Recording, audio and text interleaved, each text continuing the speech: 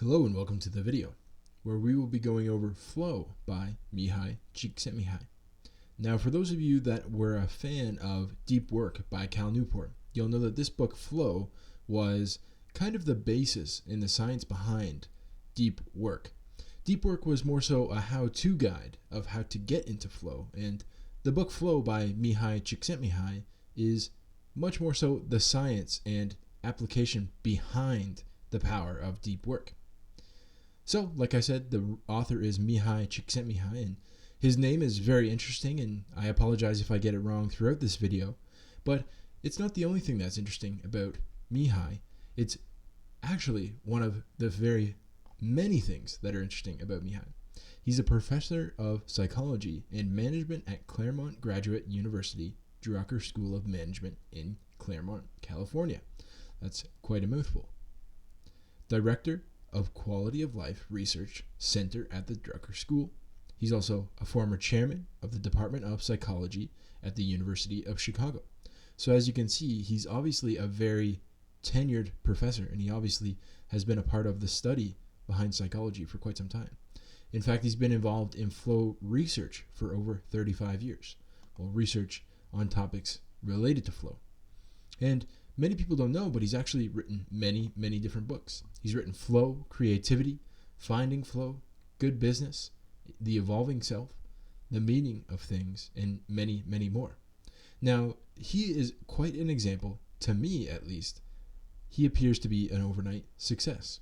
Actually, when I read his bio, I was quite surprised because Flow was really the only book that I knew that he had written.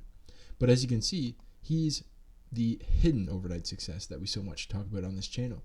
He's been researching this stuff for 35 years. He's very well versed in this stuff. And this, in fact, wasn't actually his first book on flow. All of the books down here were preceding to this book of flow. But it definitely is the one that he is the most known for, and probably the second would be Creativity, which I plan to do a video on this channel. Now, a little bit about the book of Flow. I pulled out one of the best quotes in the book, and then I'll explain a little bit about what flow actually is in case you are on this video and you're not sure. So a quote from the book is, "We have called this state the flow experience because this is the term many of the people we interviewed had used in their description of how it felt to be in top form. Quote unquote, it feels like I was floating, or I was carried on by the flow. It is the opposite of the psychic entropy. And those who attain it develop a stronger, more confident self, because more of their psychic energy has been invested successfully in goals they themselves have chosen to pursue."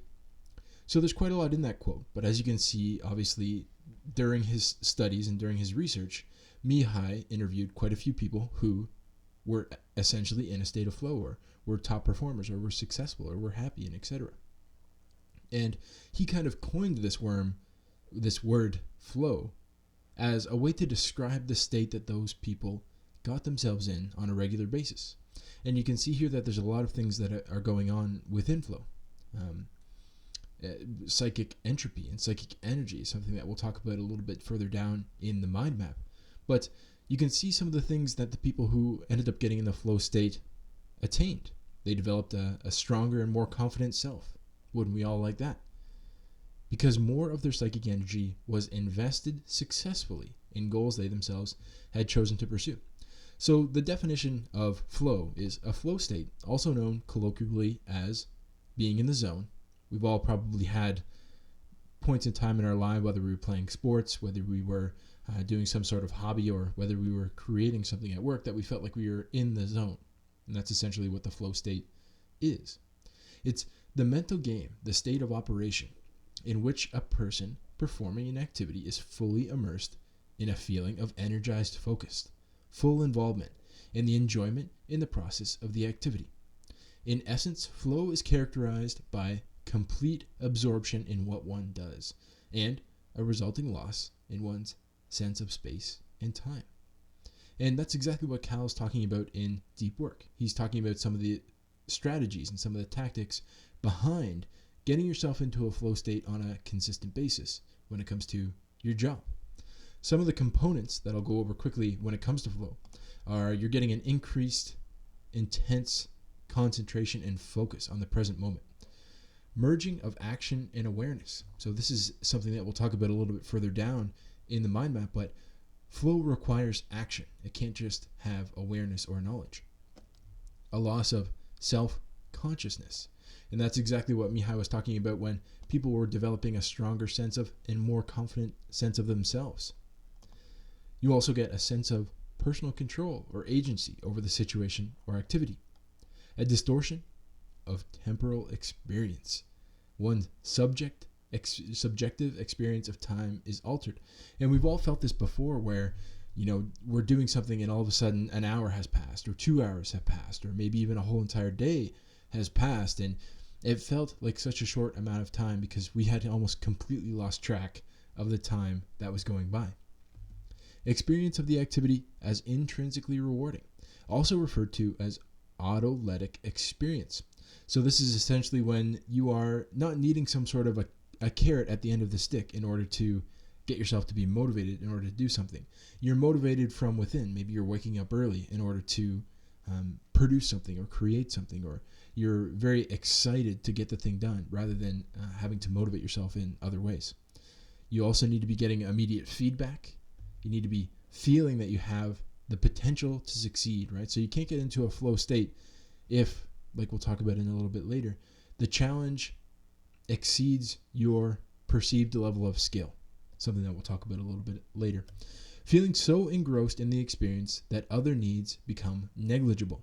Very interesting. When you're in this flow state, sometimes you'll forget that it's time to eat, or perhaps it's time to drink, and you just get yourself worked into this state where almost nothing except for the task at hand seems to matter.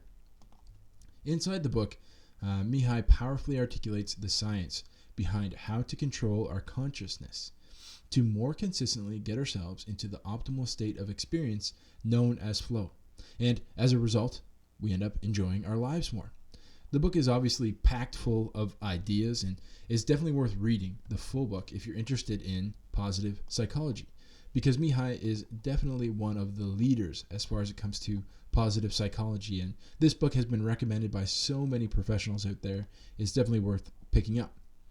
So the first big idea that I wanted to talk about was the contents of consciousness. And this is part of a quote that you heard in the introduction, but the quote goes on to talk about this in a little bit more depth. He says that a person can make himself happy or miserable regardless of what actually is happening outside, just by changing the contents of consciousness. We all know individuals who can transform hopeless situations into challenges to be overcome just through the force of their personalities. The ability to persevere despite obstacles and setbacks is the quality people most admire in others, and justly so. It is probably the most important trait, not only for succeeding in life, but for enjoying it as well. And we've talked about this so much on this channel that our external circumstances or the external situations that we're in do not determine how we feel inside of ourselves. They do not determine the thoughts that we're having. They do not determine the emotions that we're having. But as Viktor Frankl says, we have the choice to choose the meaning of our external circumstances. So this is essentially what you're going to need to do in order to get into the flow state. He goes on to talk about developing the trait. And he says to develop this trait, one must find ways to order consciousness so as to be in control of feelings and thoughts. He says, best not to expect shortcuts will do the trick. And I love that part, and I put this as a double. I wanted to put it in again. Best not to expect shortcuts will do the trick. And that is a big theme in the book of deep work as well, that it's going to be very difficult to teach yourself to be comfortable inside of deep work, to be comfortably pushing your boundaries so that you can experience these flow states that we all desire. What a beautiful way to saying that this is going to be difficult. Best not to expect shortcuts will do the trick. And I said, strap in, get ready, because I'm going to teach you exactly how you can get yourself into a flow state. So developing the trait of controlling your contents of your consciousness. The situations and circumstances of our lives don't determine our mental state of well-being. Our ability to control the contents of our consciousness does. The book really is all about this one point, how to control your consciousness and point it in the direction of flow. And before we move on, I want you to ask yourself, am I currently able to control my mental state? Right? If you're facing some sort of external challenge or external circumstance that feels like a challenge to you, are you able to control your mental state to view that in a way that is empowering to you? Or are you allowing the situation to control you and you'll have to view that situation in a disempowering way? Also ask yourself, what are the current contents of my consciousness? What are you thinking about all the time? Are you thinking about ways that you can push yourself and challenge yourself? Or are you thinking about ways that you can be lazy and find shortcuts for you to be able to achieve the things that you might want to achieve? And then you can finally ask yourself, how might I go about getting those contents under control? Can I raise my awareness of what is in my consciousness? And can I switch my consciousness from being lazy and looking towards shortcuts and switch it to searching for challenges? Because we only rise to the level of our challenges. And the more challenges that we seek out, the further we progress. So the next point I wanted to talk about is consciousness rule books. And this is really one of the ways that the human animal has devised to control the contents of our consciousness. And this is essentially all of the big religions, all of the different books that you might be reading. And you can see this really in everything, how a lot of the thought structures that are taught nowadays are really teaching you how to control the contents of your consciousness. And this is what Mihaly has to say about it. He says that the knowledge of how to control consciousnesses must be reformulated every time the culture or context changes. The wisdom of the mystics, of the Sufi, of the great yogis, or of the Zen masters might have been excellent in their own time. And they might still be the best if we lived in those times and in those cultures. But he says when transplanted to contemporary California, those systems lose quite a bit of their original power. So the things that they used to do, the problems that they used to have to overcome, the challenges that people used to face, and the challenges that some of these great teachers have had to face in the past, are not necessarily a good guiding post for some of the things that we are dealing with today. And specifically, they might not be good guiding posts or good thought frameworks for you and how you are dealing with your current situations. And Mihaly goes on to continue with this quote. He says, they contain elements that are specific to their original contexts. And when these accidental components are not distinguished from what is essential, the path to freedom gets overgrown by brambles of meaningless mumbo-jumbo. Ritual form wins over substance, and the seeker is back where he started. And I think that this is happening quite a lot nowadays, where we are getting so many people out there that are giving us a hack or a trick or a tip in order to help us become more aware of our surroundings and specifically of our inner surroundings, and also ways to be successful. As we've talked about so many different times on this channel, the hacks, tips, and tricks are not where the gold nuggets lie as far as actual fulfillment and actual success, but instead it's principles. And I think what you'll find throughout this book is that getting into flow should be added to your list of principles. Continuing to look to almost gamify your life or continue to look for challenges in order to level yourself up, that's a principle that you can take with you from this book. And if you end up shutting the video off from here on, what I want you to get from the book is to look for the challenges, to overcome the challenges, to become a better version of yourself. Now, Mihaly continues on. He says, control over consciousness cannot be institutionalized. As soon as it becomes part of a set of social rules and norms, it ceases to be effective in the way it was originally intended to be. I see this so much with meditation. People will have meditation apps, say, for example, and they'll follow the app. And it's this set of social rules and norms that you're going to follow, and at the end of it, you're going to become enlightened, so to speak. But what actually needs to happen is you need to explore the inner workings of your mind when it comes to meditation. And the longer you spend on the app, the more control over your consciousness you are giving to that app, and the less you're having for yourself. So the real power of meditation is to sit with your thoughts and figure out how to control them, not to allow an app or a set of rules to teach you how to control them, because we're each different in our own way. And like he says before, the culture is different in its own way. So I want to talk a little bit about rule books. Human beings want a rule book, right? It feels safe when we have a rule book with all the perfect answers to our problem. And as Mihaly says, it's simply not going to happen. Not in this and not in anything.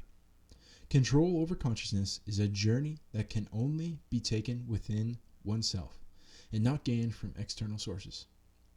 How many times have you tried a new hack or a meditation app or that promise to be salvation, or that promise to solve whatever problem you feel like you're having? And think, how did that really work out for you? Are you still doing it until today?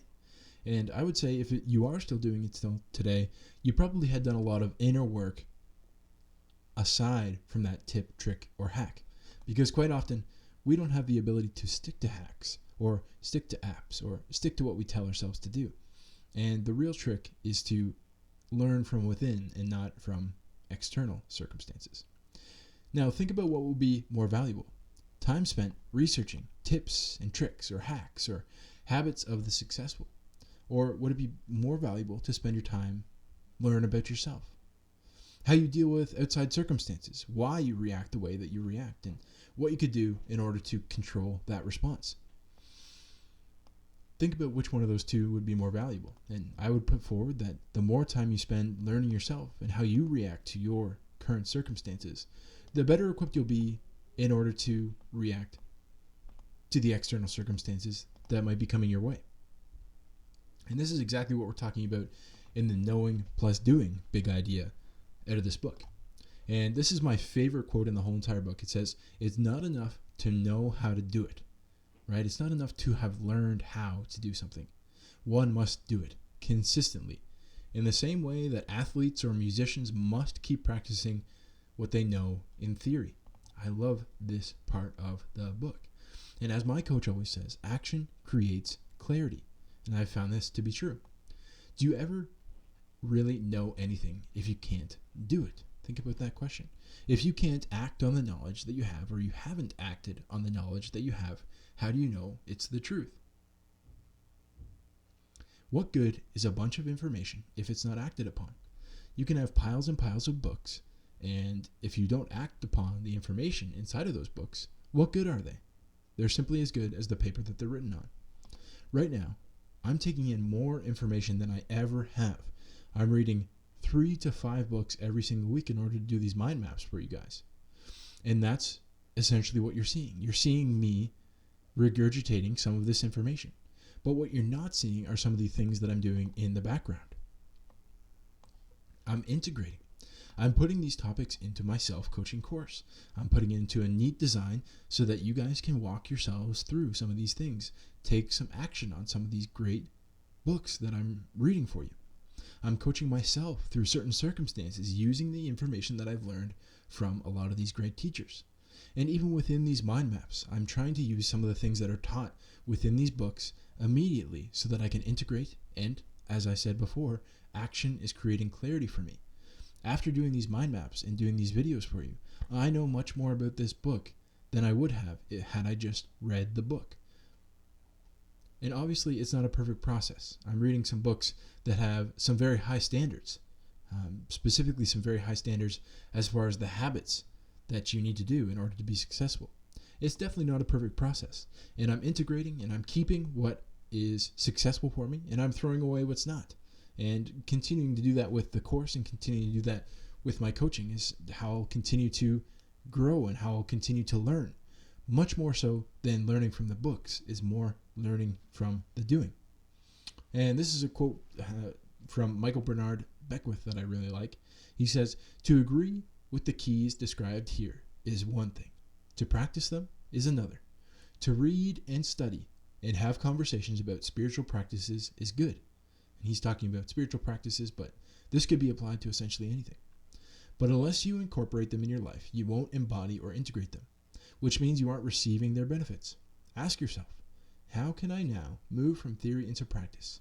If you merely collect spiritual information without practicing it, all you will develop is a case of spiritual indigestion and constipation. And I love that, spiritual indigestion and constipation. And this could be just knowledge, indigestion, and constipation. And I want to think, where are you having this type of indigestion and constipation? Do you have it right now? Are you consuming all sorts of information, but not practicing it? And if you are, you should ask yourself, what one thing do you know to be true that you aren't currently doing? And how can you take one small step in towards realizing that? Take one small action. The smallest action that you can really take. And once you start to take that action, you'll see that action starts to create clarity. And the more action you take, the more clarity on a topic or subject you have. Now, I wanted to talk about attention as psychic energy in the next part of the big ideas. And as you'll remember, we actually have that in the big quote at the beginning. Because more of their psychic energy has been invested successfully. And you might be thinking, well, what the heck is psychic energy? I know I was. And I was hoping that it wasn't a tarot card reader or a psychic, going to a psychic. But what it actually is, the mark of a person who is in control of consciousness is the ability to focus attention at will, to be oblivious to distractions, to concentrate as long as it takes to achieve a goal and not any longer. And the person who can do this usually enjoys a normal course of everyday life. So it's the ability to focus attention at will. And that's essentially what psychic energy is. Attention is what Mihaly calls psychic energy. Those of us who know how to control that energy tend to enjoy our lives more, because essentially we are able to get into flow states more often. Now, there's a limited amount of stimuli that we can attend to in any given moment, minute, hour, or day, and by that, also a lifetime. And with all that being stated, how are you choosing to invest those precious units of psychic energy? And we have to remember that what we pay attention to grows. So by you watching this video, your sense of flow, your ability to get into flow will continue to grow and continue to grow. And your sense of self-confidence and your sense of well-being is going to continue and continue to grow because you're paying attention to information that is empowering. And if you continue to pay attention to this, it's going to grow. And your want for that type of information is going to continue to grow. And your ability to find that type of information is going to continue to grow. And now we're going to talk about something near and dear to my heart, which is boredom and anxiety. And if you're an entrepreneur or if you're someone who is working for themselves, a business owner, so many different things, even if you're working in a corporate job, you're feeling boredom and anxiety at differing levels all of the time. And what you think is boredom and anxiety is actually you being out of balance on one part of the equation for flow. And we'll talk about that a little bit right now. In all the activities people in our study reported engaging in, enjoyment comes at a very specific point. Very specific point is exactly what we're going to talk about. Whenever the opportunities for action perceived by the individual are equal to his or her capabilities. I'm going to say that again. Whenever the opportunities for action perceived by the individual are equal to his or her capabilities. So essentially, whatever you can do is going to match your skill or capability. Very interesting. We're going into a little bit more in depth. He's going to give us a couple of examples here. Playing tennis, for instance, this is the one that I think makes the most sense, is not enjoyable if the two opponents are mismatched. The less skilled player will feel anxious and the better player will feel bored. So you can see that within that, the tennis game is essentially equal, right? They both have skill, but they have different levels of skill. One has more skill, and that person is going to be bored because the other person is going to be able to keep up with the type of game that they like to play. They're not going to be able to push their abilities. And the other person is going to feel anxious. The less skilled person will feel anxious because the better player is going to constantly outplay them, and they won't be able to live up to the challenge that they're currently having. The same is true for every other activity. Enjoyment appears at the boundary between boredom and anxiety, when the challenges are just balanced with the person's capacity to act. When the challenges are balanced with the person's capacity to act. The optimal state of inner experience is one in which there is order in consciousness.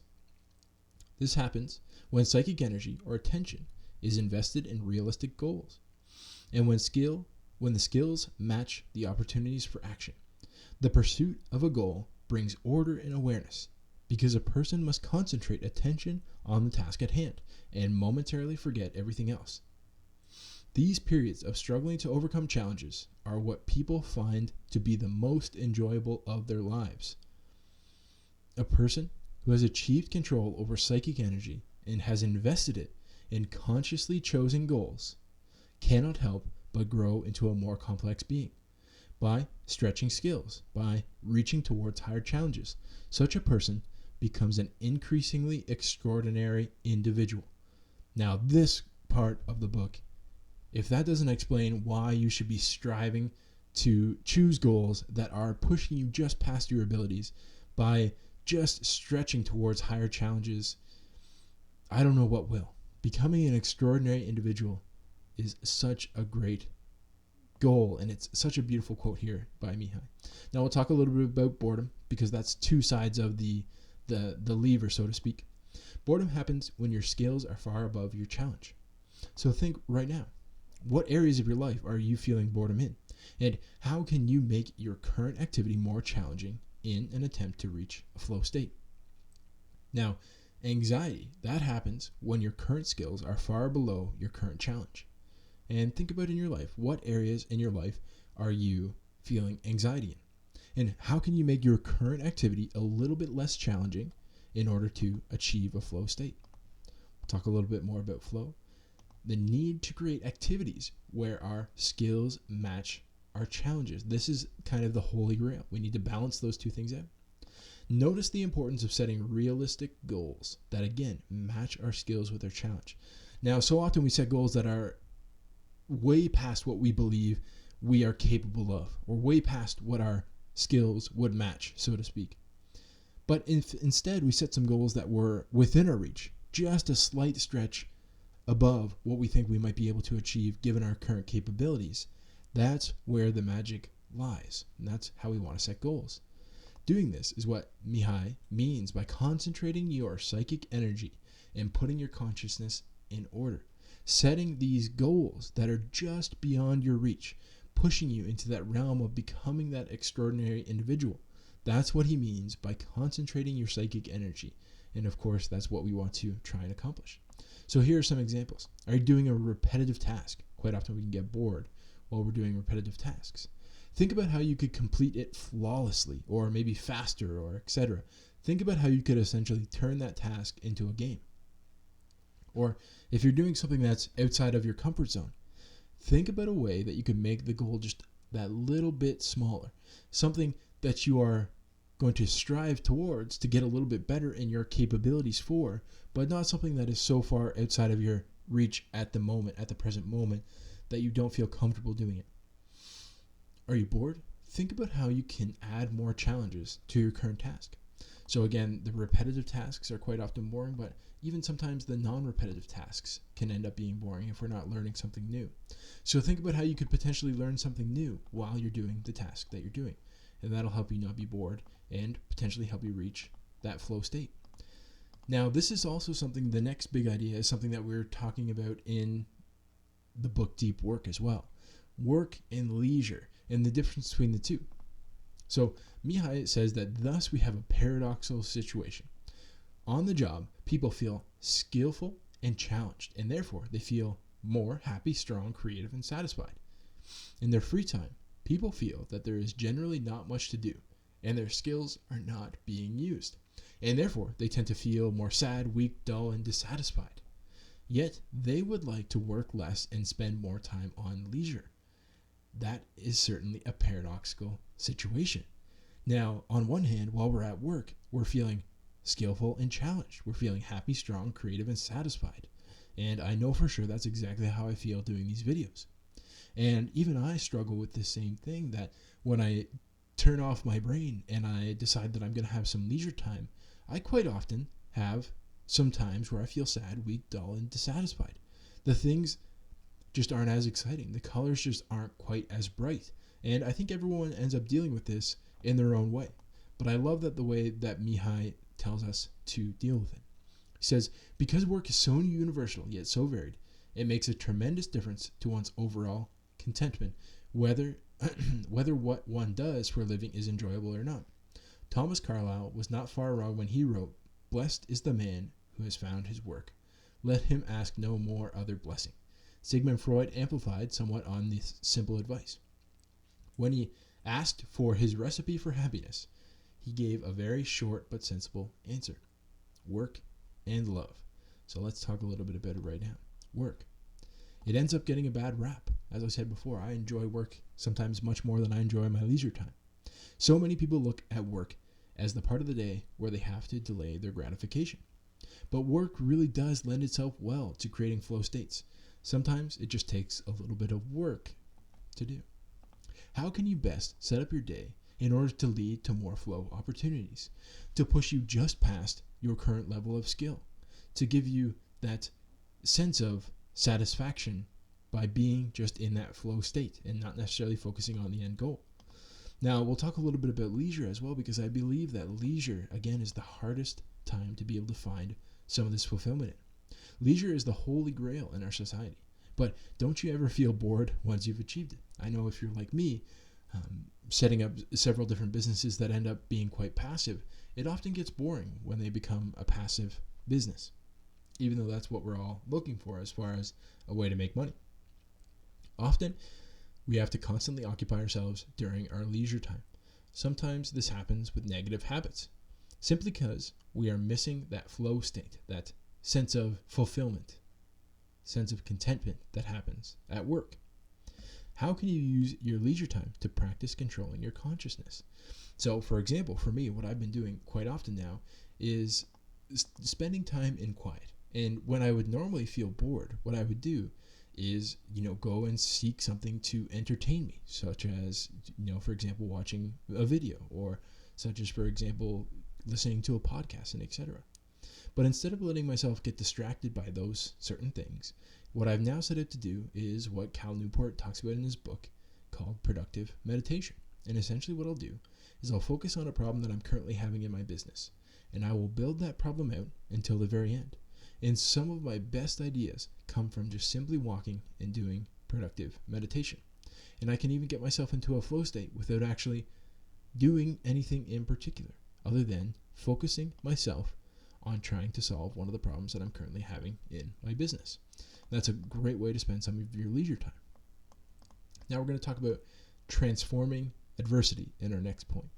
And the reason we're going to talk about transforming adversity is because adversity is all around us, and how we deal with it is really the way that we're going to end up living our lives.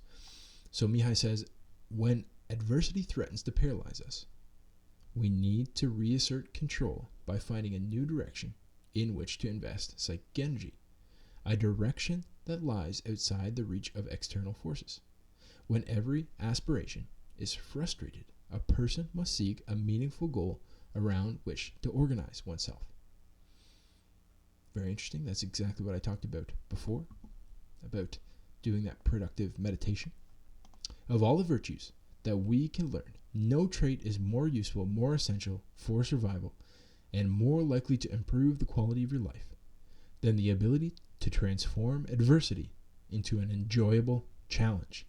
And I like to think about it this way. I've thought about this since I was very young, and I enjoyed playing video games when I was young. I loved the feeling of leveling up. I loved the feeling of stretching myself just beyond my current capabilities.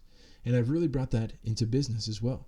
Stretching myself just beyond my capabilities is what I love, and I like to think about it as a video game. And that really helps me transform my adversities. So next we're going to talk a little bit about prisoners. This is one of the stories that he talks about in the book. He talks about prisoners of war who are subject to solitary confinement. And as some of you might know, this is one of the worst things that you can do to a person, is put them into solitary confinement, because we're such social animals. The prisoners who were successful at escaping ended up creating elaborate goals in their heads in order to get through that traumatic experience. Some of them were memorizing, I think, poetry and books and etc. And other ones were even playing golf in their mind, which is quite amazing, right? They were playing entire rounds of golf in their mind. This helped them reassert their control over their consciousness. So now we'll talk a little bit about external circumstances. The more stressful the circumstances, the more we need to put our attention towards goals we can move forward. And this is why I love so much to set goals that are small and measurable. More so like habits, less like goals, but habits that you can complete that are going to push you into that flow state, that are just beyond your current capabilities, but not so big that they are so far removed from your current capabilities that you would not be able to feel yourself moving towards them. And the way that you can control these external circumstances is think about what circumstances are you currently outside of your control, and how could you create goals that will help you align your psychic energy to overcome them. So say, for example, if you're having trouble building your business, say, for example, you're having trouble building a YouTube channel, what you can do is you can focus on specific things. So, for example, for me, I'm focusing on my communication skills. I'm focusing on my ability to be able to teach and be able to absorb the information and reflect it in a way that becomes valuable to you. And I choose to focus on those things rather than the external circumstances of how many views the YouTube machine ends up giving me. And that pushes me past my current level of skill, gives me a great sense of flow, but isn't reliant on an external circumstance. So that would be turning into a craftsman, creating a great video as opposed to focusing on the external circumstance. So different ways you could think about it. Time to get in shape and run a 10K. You could set yourself a goal of running a 10K. You could set yourself a goal of writing a book or an article or a business plan if you're already a writer. You could take up a craftsmanship hobby to find flow. You want to find ways to achieve this, not only just inside of your work, but also external in your leisure time.